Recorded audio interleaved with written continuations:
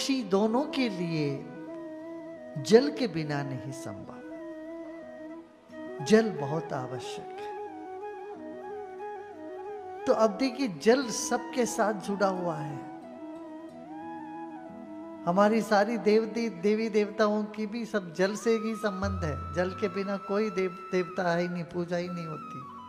15 वर्षापासून या आश्रम मधून आपण खूप जलसंधारणाचं काम केलंय। कर्नाटकामध्ये, तामिळनाडूमध्ये 10 राज्यामध्ये आपण काम केलंय आणि वेगवेगळ्या भागामध्ये वेगवेगळे प्रोजेक्ट्स राबवले आपण। याच आर्ट ऑफ लिव्हिंगचा एक भाग म्हणून या ठिकाणी एकत्रित झालेलो आहोत। आजचा विषय हा किसान समृद्धी हा विषय आहे। शेतकऱ्यांना खऱ्या अर्थाने समृद्ध करायचं असेल तर सगळ्यात महत्त्वाचं काय असेल तर त्याच्यासाठी पाणी आहे। 2001 पासून मी आर्ट ऑफ लिव्हिंगचा सेवक आहे आणि गुरुदेवांच्या आशीर्वादामुळे मला 6 ते 7 वर्ष महाराष्ट्राचा एपेक्स म्हणून काम करण्याची संधी मिळाली।